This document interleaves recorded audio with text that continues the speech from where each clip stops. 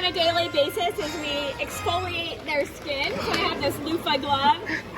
We are going to be asking them to slide out into this platform right here. So those of you guys right here are in a little bit of a splash zone. Just be warned.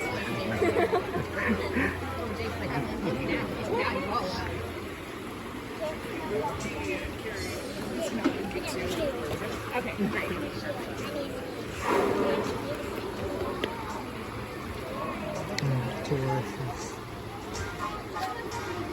This is Tuar! Whoa!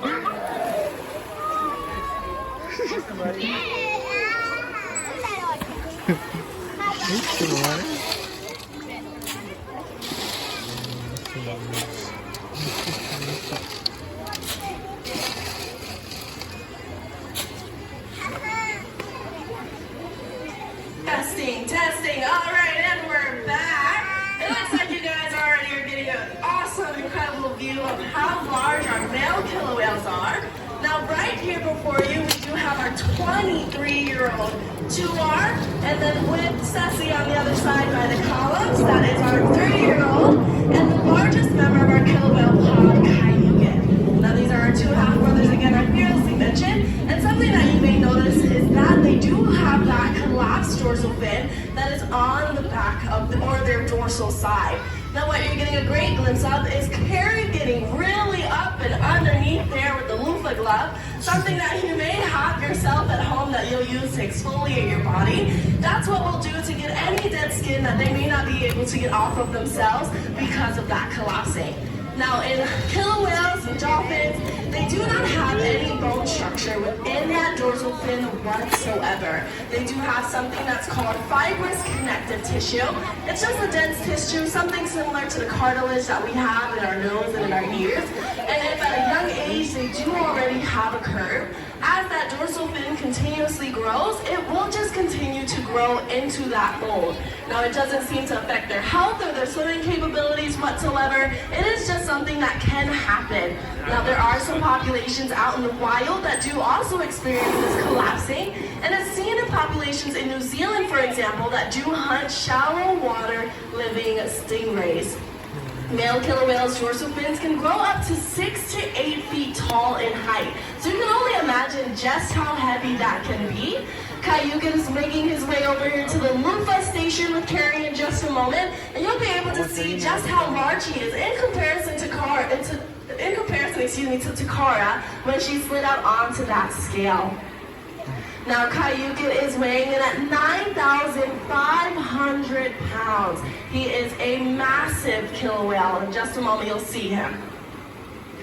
Now, all of our whales here at SeaWorld were born within a human care facility throughout the country, as well as in Canada. Kayukin's going to make his way out, and this special guy was actually born at a park in Canada.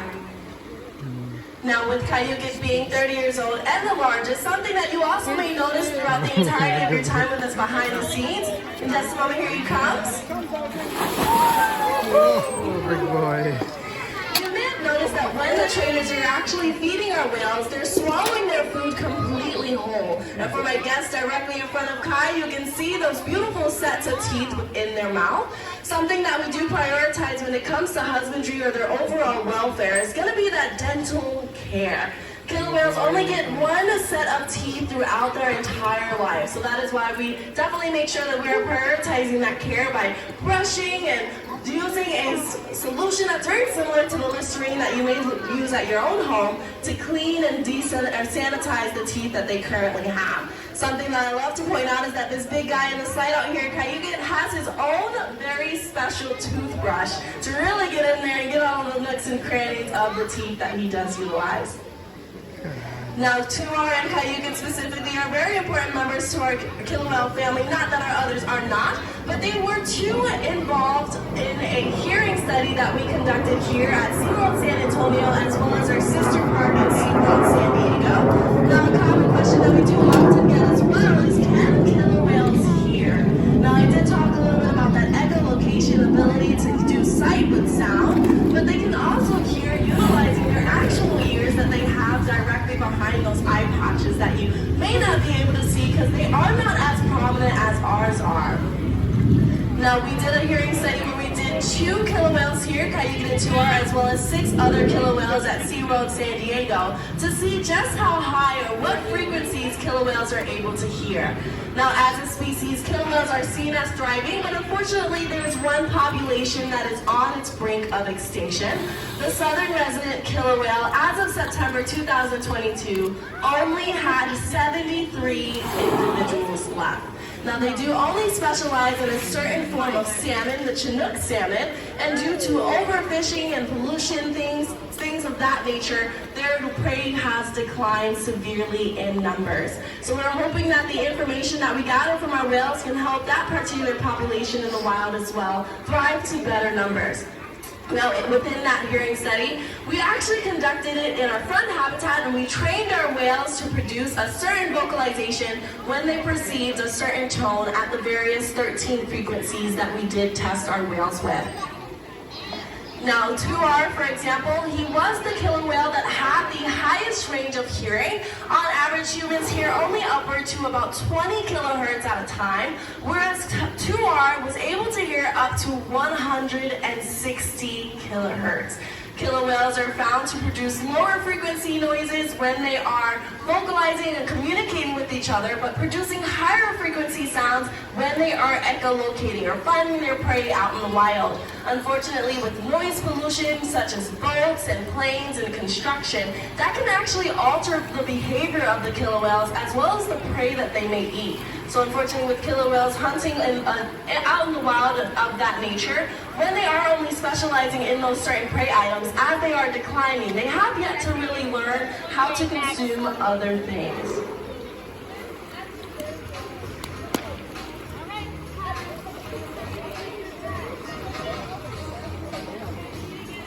Now, our SeaWorld and Busch Gardens Conservation Fund has been able to donate over $18 million to more than 1,200 different research organizations. Now, I did mention that the reason that we do participate in these studies is to make sure that our whales are thriving out in the wild, but also making sure that guests like yourself are able to come this close and personal and learn about the amazing care that they receive and how this care can be attributed to the ones that are having those problems out in the wild and helping them get to those safer numbers. So by you visiting today and participating in projects like this, all that we can say is truly thank you for all that you have done. And it looks like Ikaika and Trua has one last thing to say to you all. And a killer whale